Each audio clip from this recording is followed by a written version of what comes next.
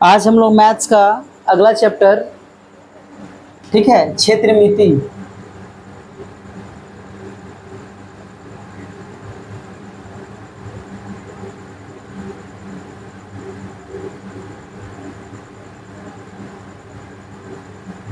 क्षेत्रमिति mensuration.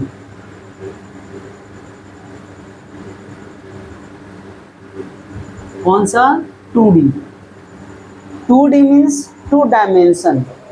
ठीक है, जैसे आप इस तरह से देख रहे हैं 2 डायमेंशन में कौन कौन सा आता है। जैसे आप इसको ले लीजिए, ये देखिए, ये 2 डायमेंशन में आता है। अगर हम इसको इस तरह से अगर इस तरह खींच दें तो ये 3 डायमेंशन में आता है। ये 3D में आता है और ये 2D में आता है। ठीक है ना। आज हम लोग इसके बारे में बात करेंगे, इसके बारे में नहीं बात करेंगे। इसमें बहुत सारा आ जाता है, जैसे घन, घनाभ, ठीक है, इत्यादि सब आते हैं। जबकि इसमें कौन कौन सा आता है? इसमें आ जाएगा त्रिभुज, ठीक है, वर्ग, आयत, वृत्त, ठीक है, ये सब इत्यादि आते हैं। आज हम लोग 2D के बारे में ही बात करेंगे, 2 डायमेंशंस। ठीक है ना। आज इसको हम लोग देखते हैं ये क्या है। आज हम सिर्फ फॉर्मूला पढ़ेंगे, कल इससे रिलेटेड क्वेश्चन बनाएंगे। ठीक है।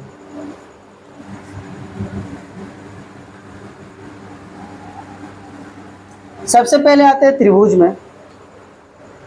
त्रिभुज,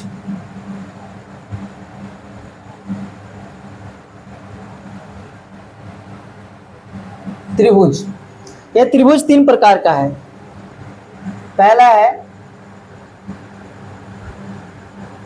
समबाहु त्रिभुज, दूसरा है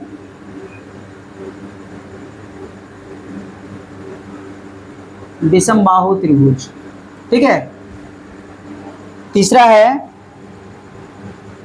समद्विबाहु त्रिभुज,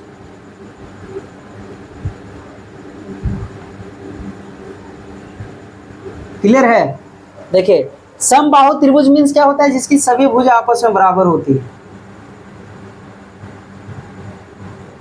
ठीक है, यानी सभी भुजा की लंबाई क्या होती है? बराबर होती है। तो इसका परिमाप क्या होगा?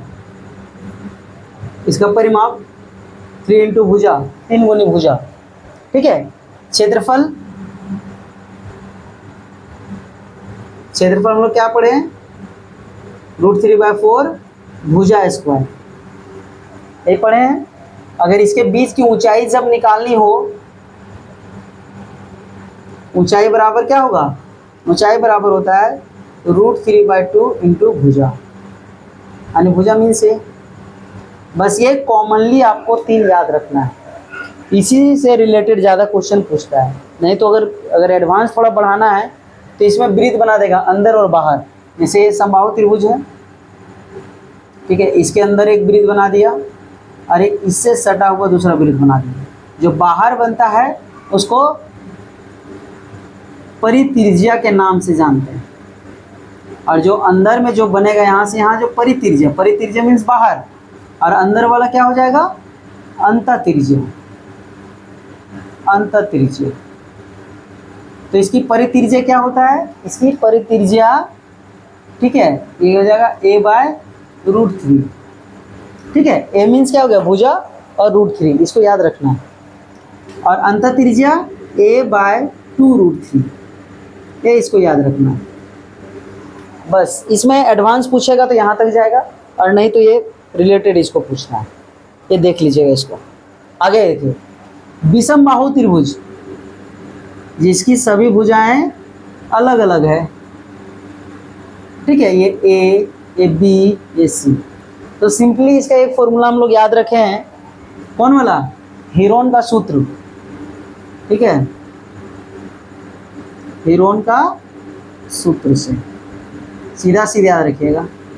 √S, S-A, S-B, S-C, √100 निकाल दीजिएगा आंसर। अब S कैसे निकलेगा? S इक्वल टू क्या होता है? A + B + C/2, यानी कि अर्धवृत्त। S मीन्स क्या होता है? अर्ध, सॉरी, S मीन्स होता है क्या? अर्ध परिमाप। ठीक है। एस मीन्स क्या होता है, अर्ध परिमाप, मीन्स सभी को जोड़ करके 2 से भाग देंगे तो अर्ध परिमाप आ जाएगा। क्लियर है, ये सिंपली याद रखिएगा।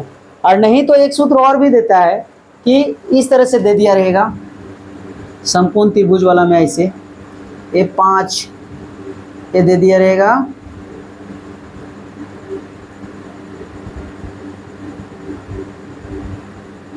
ऐसे दिया त्रिभुज का क्षेत्रफल निकालिए। जब भी अगर एक आपको 90 डिग्री दिख जाए मीन्स ये इसकी ऊंचाई होती है और ये इसकी आधार होती है, जान लीजिएगा। तो त्रिभुज का क्षेत्रफल क्या होता है इसका, ये सिंपल है 1/2 आधार गुनी ऊंचाई, डायरेक्ट आंसर। क्लियर है। ये जब एक एंगल 90 डिग्री दिया रहेगा तो, और 90 डिग्री नहीं दिया रहेगा तो आप देखेंगे कि कितना कितना डिग्री है या क्या बोल रहा है क्वेश्चन में, समबाहु त्रिभुज बोल रहा है, विषमबाहु त्रिभुज बोल रहा है या समद्विबाहु त्रिभुज बोल रहा है, इसको भी देखना है। ठीक है ना। चलिए आगे आइए। अब समबाहु त्रिभुज में क्या करना है, समद्विबाहु यानी जिसकी 2 भुजा आपस में बराबर हो, यानी ये दोनों आपस में बराबर है, तीसरा बराबर नहीं है। ये भुजा ए और ये बी मान लेते हैं। ठीक है। तो त्रिभुज का क्षेत्रफल क्या हो जाएगा इसका क्षेत्रफल होता है b/4 √4a² माइनस b²। याद रखिएगा, ए जो है वो मतलब बराबर भुजाओं को लिए हैं हम लोग ए, और जो बराबर भुजा नहीं है उसको लिए हैं बी। तो वही है त्रिभुज का क्षेत्रफल, क्या लेंगे b/4 √4a² माइनस b²। अगर इसकी ऊंचाई निकालने बोले तो ऊंचाई क्या हो जाएगा, ऊंचाई हो जाएगा 1/2 √4a² माइनस b²। ठीक है, ये हो जाएगा इसकी ऊंचाई। क्लियर है। ये इससे ज़्यादा कुछ नहीं पूछने वाला है, आप आराम से इसको देख लीजिए और आराम से इसको बना सकते हैं। परिमाप तो सभी को पता है, परिमाप बराबर क्या होता है, परिमाप में तो डरने की ज़रूरत नहीं है। परिमाप मीन्स क्या, सभी भुजाओं का योग, सभी भुजाओं का योग, यानी जो भी किसी का भी अगर त्रिभुज में, तीनों त्रिभुज में किसी का अगर परिमाप निकालने बोले तो तीनों भुजाओं को जोड़ दीजिएगा सेंटीमीटर में आंसर। और याद रखिए क्षेत्रफल में हमेशा centimetre square, metre square, kilometre square, यानी कि अगर कभी भी क्षेत्रफल के बारे में बात करें तो स्क्वायर स्क्वायर लगेगा। परिमाप में बात करें तो सीधा सीधी centimetre centimetre, metre metre, kilometre kilometre लगेगा। क्लियर है, ये ध्यान दीजिएगा, नहीं तो ऑप्शन में रहता है आपको एक ही ऑप्शन दे देगा। मान लीजिए इसका आंसर कितना है 3 और 4, इसका निकाल देंगे कितना आएगा 12, 12 6 आएगा, 6 centimetre square, 6 centimetre, 6 metre, 6 kilometre, ऐसे दे देगा। ठीक है ना। अगर यहाँ पे सेंटीमीटर है, सेंटीमीटर है तो अगर क्षेत्रफल निकालना है तो सेंटीमीटर स्क्वायर में जाएगा। अगर परिमाप निकालना है, परिमाप कितना हो जाएगा 3 8 4 12, तो 12 सेंटीमीटर होगा। देखिए इसमें स्क्वायर नहीं लगता है, परिमाप में सेम का सेम होता है, मगर क्षेत्रफल में स्क्वायर हो जाता है। क्यों हो जाता है, क्योंकि यहाँ पे 3 सेंटीमीटर का स्क्वायर, 3 सेंटीमीटर इंटू 4 सेंटीमीटर 1/2, ऐसे ना, ये 2 2 कट जाएगा, 3 दूना 6, 6 हो गया। ये सेंटीमीटर और ये सेंटीमीटर 2 सेंटीमीटर है ना, दोनों जब गुना हो जाएगा क्या हो जाएगा, सेंटीमीटर स्क्वायर हो जाएगा, इसीलिए इसका स्क्वायर लगता है। क्लियर है। अब आगे चलते हैं।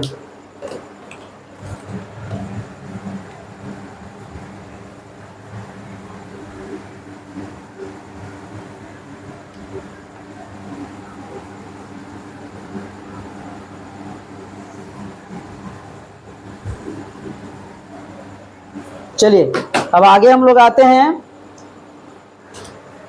पहला आएंगे वर्ग और दूसरा आएंगे आयत। दोनों को एक साथ हम लोग समझेंगे, वर्ग और आयत। देखिए ध्यान दीजिएगा, वर्ग क्या होता है, जिसकी सभी भुजाएं आपस में बराबर होती है। ठीक है। और आयत क्या होता है, जिसके आमने सामने की भुजाएं बराबर होती है, जैसे ये भुजा और ये भुजा बराबर, ये भुजा और ये भुजा बराबर। ठीक है। और इसका सभी भुजा आपस में क्या होती है, बराबर होती है। इसीलिए भुजा को हम लोग क्या मान लेते हैं, ए ए।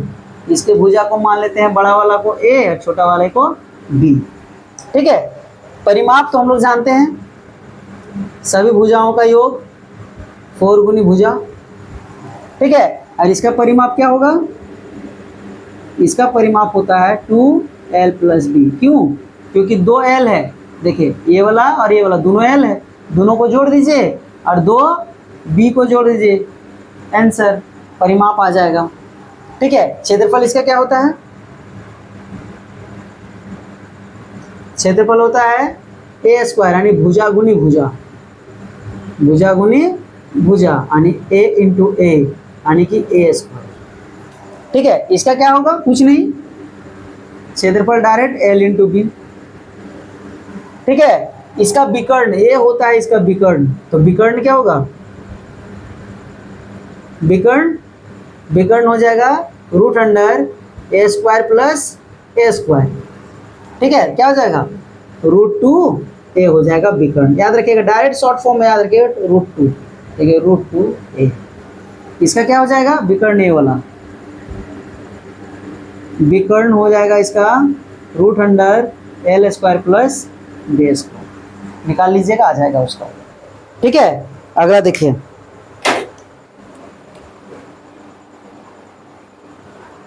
या तो क्षेत्रफल में हम लोग एक चीज और लिख सकते हैं इसका। देखिए क्षेत्रफल में a² ये तो होता ही है, एक और लिख सकते हैं, क्या होगा?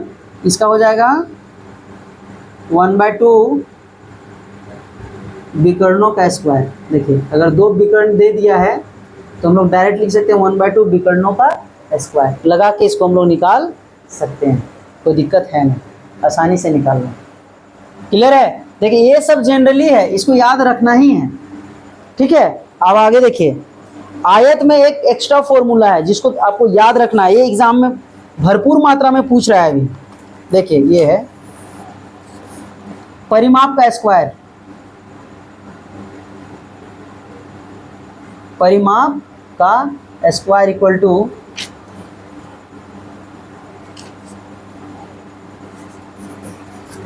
फोर विकर्ण का स्क्वायर, विकर्ण का स्क्वायर प्लस 2 गुनी क्षेत्रफल। देखिए ये 4 लास्ट में मल्टीप्लाई होगा, ये पूरा सॉल्व आप कर लीजिएगा तब इसका लास्ट में मल्टीप्लाई होगा। देखिए ये बहुत इंपॉर्टेंट ये है, अभी एग्जाम में सबसे ज़्यादा जो एग्जामिनर है ना इसी पे फोकस कर रहा है। परिमाप दे दिया जाएगा, ठीक है, और विकर्ण देगा, बोलेगा क्षेत्रफल निकाल लीजिए, तो आसानी से लंबा विधि से निकालेंगे तो निकल ही जाएगा। ठीक है, मगर हम लोग को क्या करना है, हम लोग को शॉर्ट फॉर्म खाली फॉर्मूला याद रखना है, परिमाप का स्क्वायर इक्वल टू 4। ठीक है, 4 रखिएगा, ब्रैकेट बंद कीजिए, विकर्ण का स्क्वायर प्लस 2 क्षेत्रफल क्लोज बाय 4। ठीक है, इसको याद रखिए और एग्जाम में डायरेक्ट आंसर आएगा इसका। ये इम्पोर्टेंट है, अभी ये हाईलाइटेड पॉइंट है इसका एग्जामिनर का, दिखाएंगे कैसे भी एग्जाम इसी से रिलेटेड क्वेश्चन कैसे पूछा है आपको, नेक्स्ट वीडियो में जब आएगा ना तो दिखाएंगे आपको। ठीक है, अब आगे देखिए, आइए चलिए, अब ये हो गया वर्ग और आयत, आगे आते हैं हम लोग।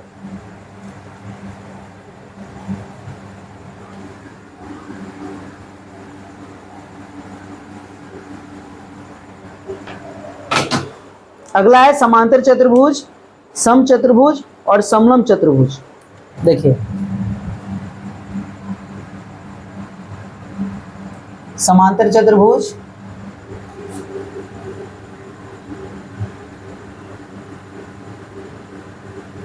समचतुर्भुज और समलंब चतुर्भुज।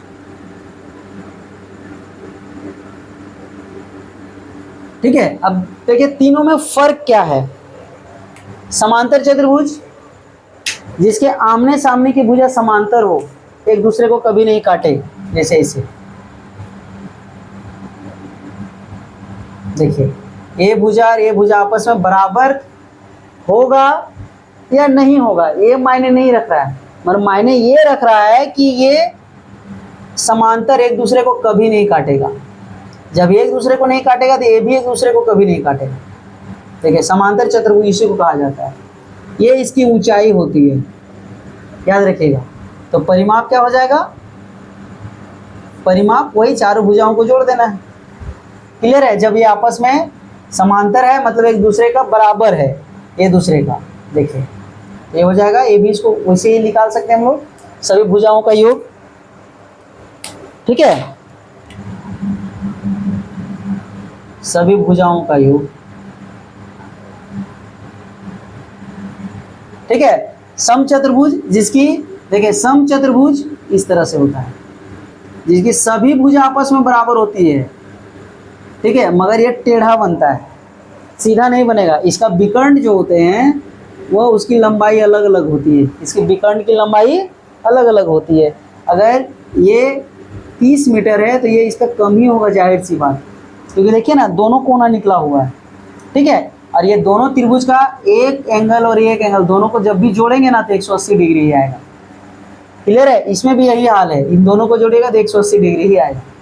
परिमाप वही हो जाएगा, परिमाप सभी भुजाओं का योग, a plus B plus C plus D, यानी सभी भुजा बराबर है मतलब 4 ही। ठीक है ना।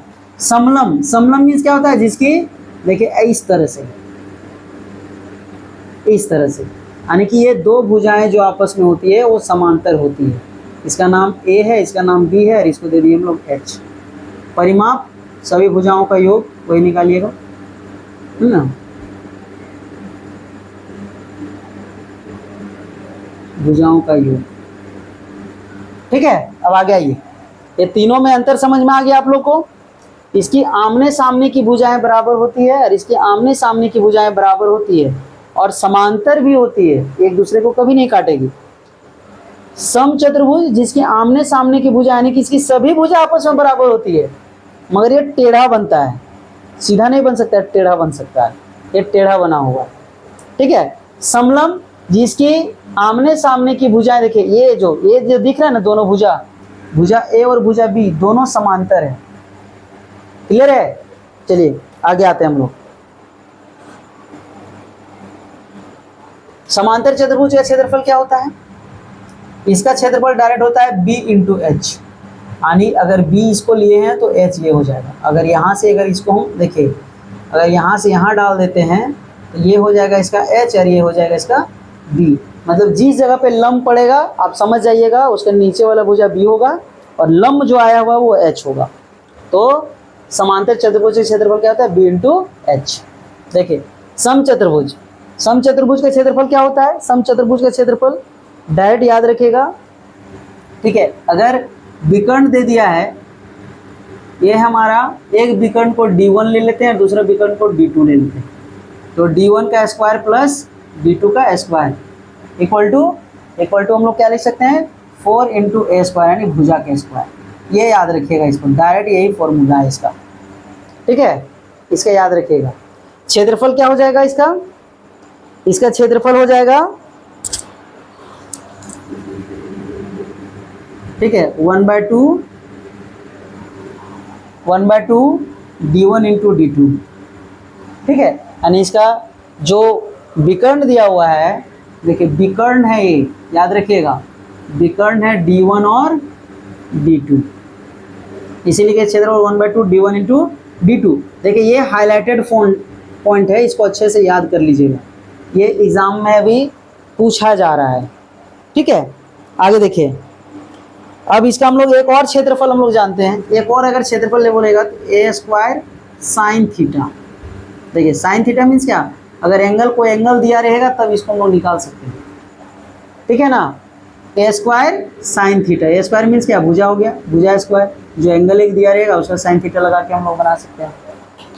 ठीक है, ये है था, देखिए ये दो ही हाईलाइटेड पॉइंट है क्षेत्रफल में, एक क्षेत्रफल में ये हाईलाइटेड पॉइंट है और एक दूसरा ये है, इसको याद कर लीजिएगा, बहुत इंपॉर्टेंट है। अब बोलिएगा इससे हम लोग भुजा भी निकाल सकते हैं, कैसे भुजा निकाल सकते हैं, ए स्क्वायर इक्वल टू क्या कर सकते हैं हम लोग, d1 का स्क्वायर प्लस d2 का स्क्वायर बाय 4, तो ये निकालना है तो रूट अंडर d1 का स्क्वायर प्लस d2 का स्क्वायर बाय 4, 4 का रूट क्या होता है 1/2, रूट अंडर d1 का स्क्वायर प्लस d2 का स्क्वायर, निकाल सकते हैं, भुजा भी निकाल देंगे। मीन्स अगर हम याद रखेंगे तो आसानी से बन जाएगा। ठीक है ना, तो इसको और ये दोनों को अच्छे से याद कर लेना है, ये दो ही इंपॉर्टेंट है इसमें समचतुर्भुज में। समलंब में कुछ नहीं करना है, इसका क्षेत्रफल एक ही होता है 1/2 समांतर भुजाओं का योग इंटू ऊंचाई। देखिए समांतर भुजा कौन है, ये दोनों समांतर भुजा, इन दोनों को जोड़ दीजिए और ऊंचाई से गुना कर दीजिए और 2 से भाग दे दीजिए, आंसर। ये इसका है, तीनों का है, ये अच्छे से कर लीजिएगा। ठीक है, आगे हम लोग देखेंगे वृत्त के बारे में बात करते हैं।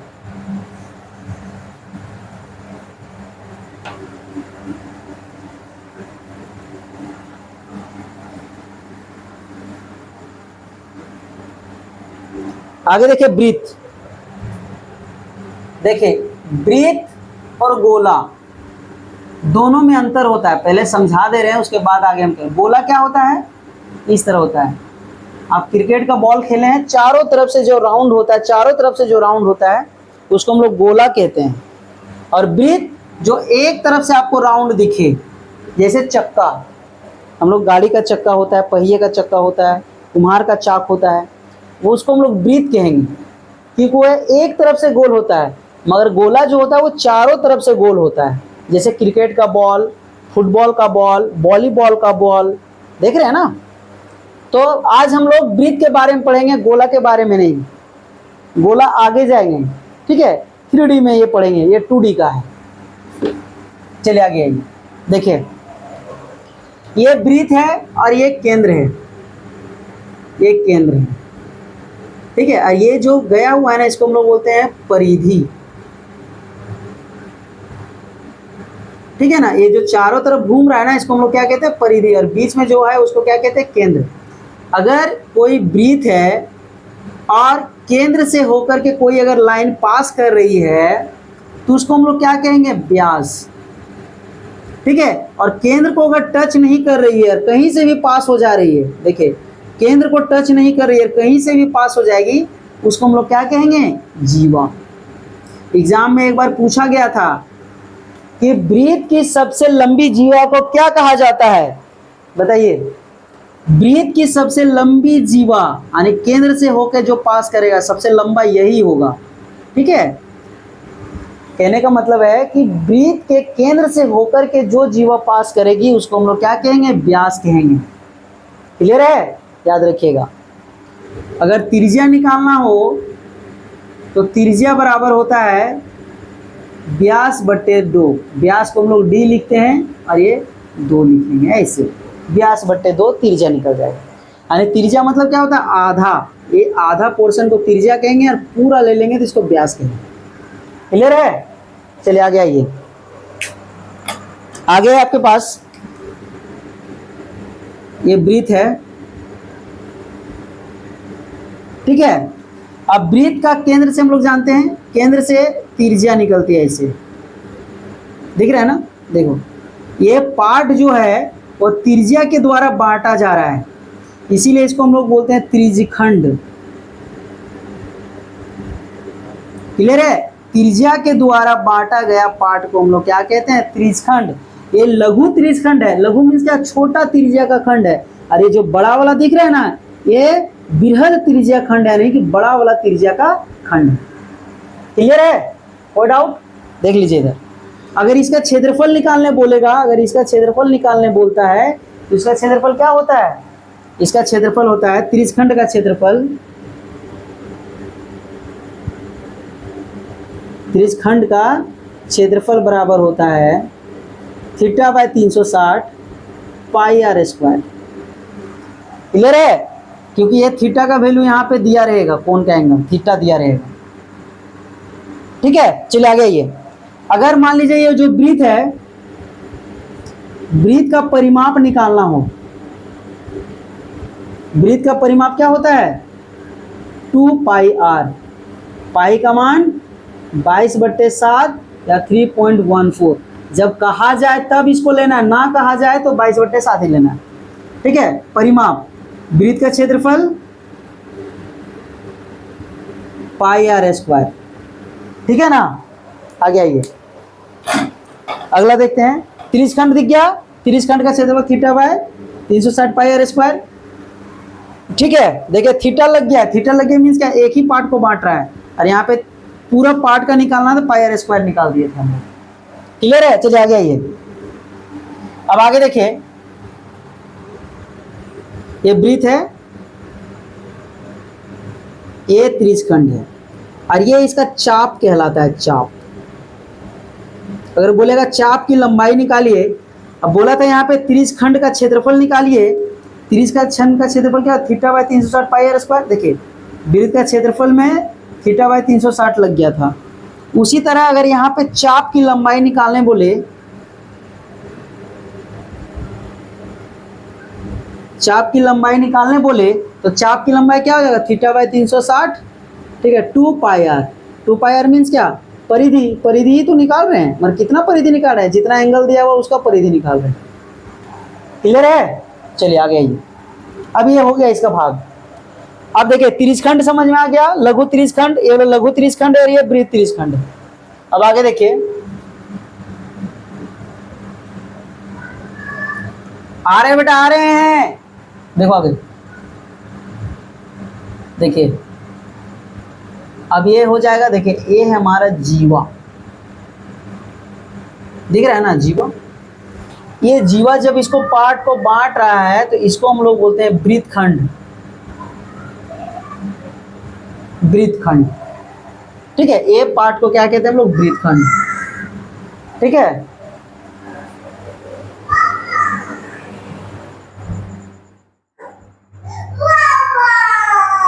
अच्छा ऊपर आओ, ऊपर आओ। अच्छा वेट करो 5 मिनट, 5 मिनट में आ रहे हैं।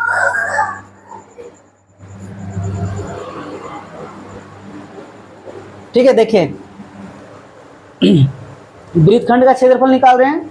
अब वृत्तखंड का क्षेत्रफल कैसे निकालेंगे, देखिए इधर, अगर इस तरह से पार्ट को अगर हम बांट देंगे यहाँ पे, देखिए ये पार्ट को निकालना हो तो कैसे निकालेंगे, पहले त्रिज्यखंड का क्षेत्रफल निकाल लेंगे हम, यानी कि बड़ा का क्षेत्रफल में हम त्रिभुज का क्षेत्रफल को घटा देंगे, ये निकल जाएगा, ठीक है। देखिए आइए,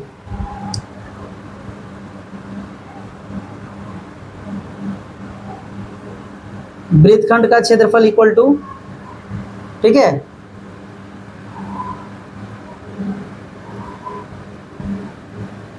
त्रिज्यखंड का क्षेत्रफल माइनस त्रिभुज का क्षेत्रफल।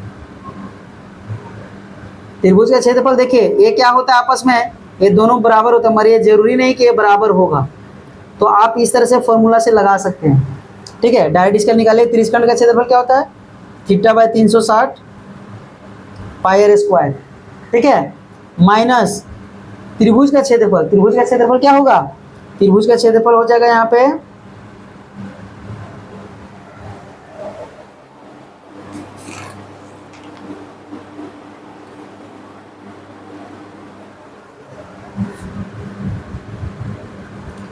आर स्क्वायर, त्रिज्या का स्क्वायर, साइन थीटा बाय 2। अब डायरेक्ट इसका वृत्तखंड का क्षेत्रफल निकाल सकते हैं। ये लघु वृत्तखंड का क्षेत्रफल, यानी छोटा वाला जो दिख रहा है लघु वृत्तखंड का क्षेत्रफल, ठीक है। आज आप लोग का होमवर्क है, इसको अच्छे से देख लीजिएगा पॉज करके, उसके बाद नेक्स्ट क्लास में इससे रिलेटेड हम सारा क्वेश्चन बनाएंगे और देखेंगे कि रेलवे में किस प्रकार से क्वेश्चन इससे पूछा जाता है, ठीक है। बहुत मजा आएगा, ठीक है, देखिएगा क्वेश्चन ना तो अच्छा भी लगेगा, बनेगा भी। कल ये चलेगा क्वेश्चन, ये सब याद कर लीजिएगा तभी अच्छा लगेगा, नहीं तो नहीं अच्छा लगेगा।